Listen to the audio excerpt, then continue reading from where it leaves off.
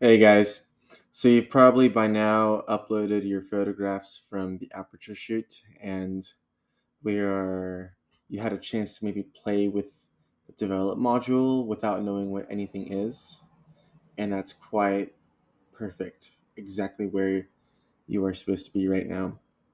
So now I want to give you just like a first, like a next step intro into using Lightroom as a productive working interface.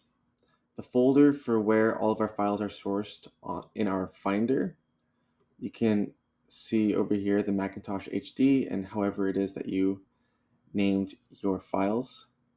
And what's pretty cool is if you take any photograph and you control click or right click, you can click show in Finder. And then all of a sudden, you get the exact location for where the file is stored. You can see our Finder on the side, and you actually move the file in Lightroom to a totally different folder.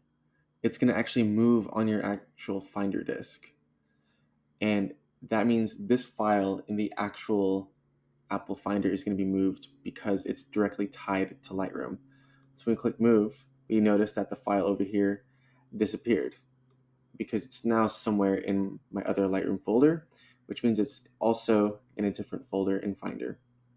If we are ever in our library and we don't see an image, we just click it on the bottom film strip, and then spacebar zooms in, spacebar zooms out.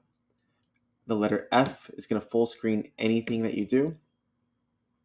If you want to see all of your photographs as a grid, you click G. There are also really cool ways to compare different photos. For example, if I select these two and click, there's a few different viewing methods over here. X and Y will compare the two and select the candidates. And you can click a different image, and you're going to be comparing. We click G for grid, and we can view the grid of all the thumbnails. Zoom the thumbnails in, zoom out. Your metadata is saved over here, as was the last tutorial on how to import new Lightroom. You can actually see all of your photography specs over here. This was shot at an ISO 200, the 105mm lens, f5.6 at 1/200th of a second. That's what's really cool about shooting in RAW, is all that information is saved and recorded. Here we click for develop. Another shortcut for that is clicking literally the letter D on your keyboard to go to develop. And I hear a screaming kid outside of my window. He is having an absolute meltdown right now. This is really bad.